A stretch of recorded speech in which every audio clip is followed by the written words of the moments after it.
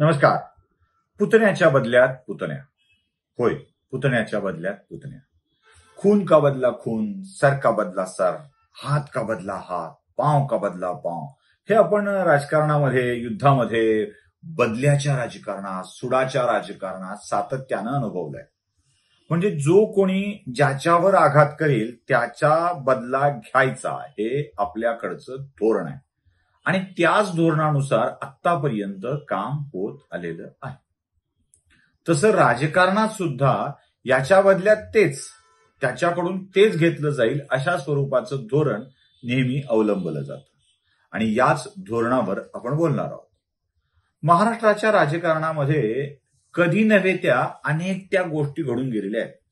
म्हणजे उद्धव ठाकरेंच्या पक्षात चक्क फूट पडली आणि उद्धव ठाकरेंनाच पक्षाबाहेर जावं लागलं. पक्षाबाहेरच की शिव बाठा हे नवा पक्ष स्थापन करणं म्हणजे पक्षाबाहेर जाणं.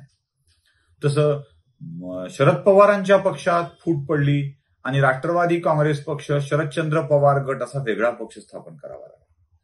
अजित पवारांनी आपला वेगळा पक्ष न करता राष्ट्रवादी काँग्रेस पक्ष आपला करून टाकला. शरद पवारांच्या राजकारणाला हा मोठा फटका होता. शरद पवारांनी असा फटका बसल्यावर सुद्धा एक नवी खेळी केली आणि ती खेळी म्हणजे चक्क अजित पवारांच्या पुतण्यालाच आपल्या गटामध्ये घेऊन टाकलाय. अजित पवारांचे सख्खे भाऊ श्रीनिवास पवार आणि या श्रीनिवास पवारांचे चिरंजीव युगेंद्र पवार, या युगेंद्र पवारांना अशी इच्छा झाली आहे की आपण शरद पवारांच्या सोबत असलं पाहिजे.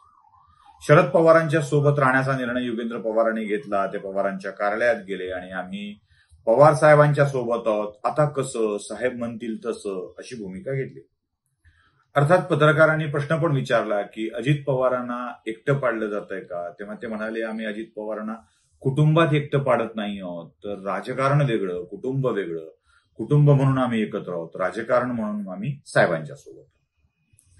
शरद पवारांच्या राजकारणाची पद्धत बघा. मला यात दोन मुद्दे मांडायचे. शरद पवारांच्या राजकारणाची पद्धत बघा. शरद पवारांनी आतापर्यंत अनेक पुतण्यांच्या मनामध्ये राजकारणातले भाव अशा स्वरूपात घातलेत की पुतणे आपल्या काकाला सोडून वेगळे झाले. मध्यंतरी राजकारण पुतण्यांमुळेच बरंच गाजलं होतं. तो काळ होता पुतण्यांमुळे राजकारण गाजण्याचा. म्हणजे गोपीनाथ मुंडेंचे पुतणे धनंजय मुंडे गोपीनाथ मुंडेंना सोडून गेले होते. बाळासाहेब ठाकरेंचे पुतणे राज ठाकरे बाळासाहेबांना सोडून गेले होते.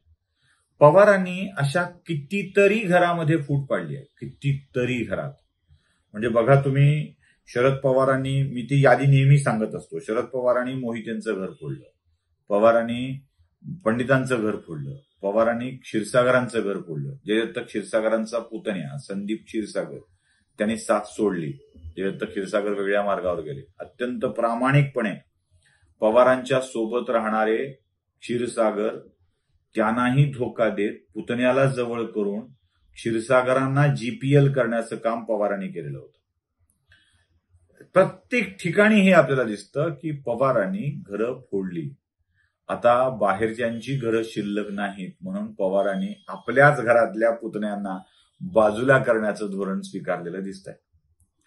मी अजित पवारांचे सख्खे बंधू श्रीनिवास पवार म्हणालो आणि श्रीनिवास पवारांचा मुलगा युगेंद्र पवार. या युगेंद्र पवारांनी पवारांच्या सोबत जाण्याचा निर्णय घेतला आणि शरद पवारांनी युगेंद्र पवारला आपल्या सोबत घेतलं.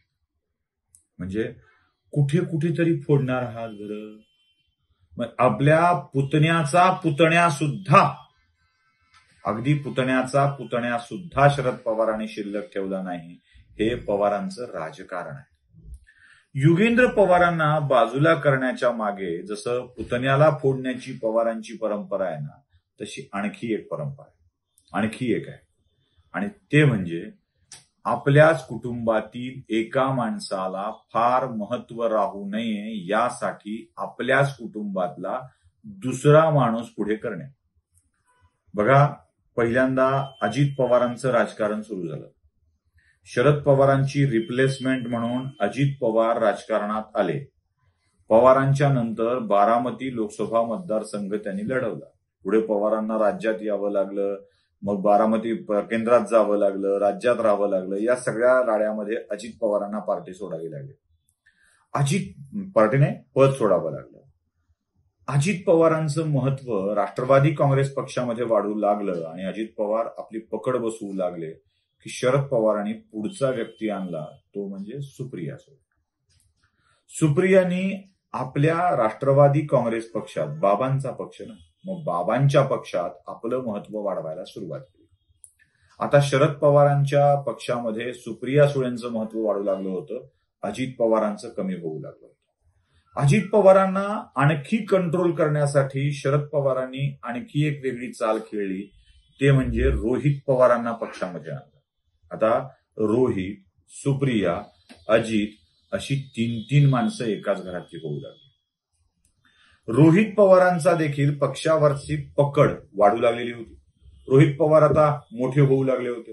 रोहित पवार यात्रा वगैरे काढू लागले होते, महाराष्ट्रभर फिरू लागले होते.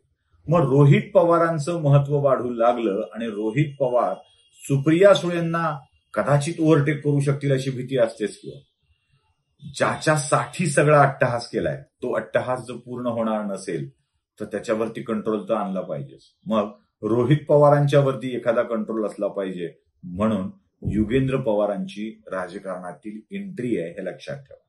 आता रोहित पवारांच्यावरती पवारांनी कंट्रोल आणण्याचं धोरण स्वीकारलं, पण लोकांच्या पुतण्याला फोडता फोडता स्वतःच्या घरातील स्वतःच्याच पुतण्याला फोडून पुतण्या का बदला पुतण्या असं काकाने धोरण स्वीकारलेलं दिसतंय. अजित पवारांनी बाजूला जाऊन शरद पवारांना धोका दिला, म्हणून आता पुतण्याच्या बदल्यात पुतण्या असं धोरण स्वीकारून शरद पवारांनी वेगळाच धक्का अजित पवारांना दिला. तुम्हाला काय वाटतं ते नक्की कळवा. लाईक, शेअर, सबस्क्राईब करायला विसरू नका. धन्यवाद.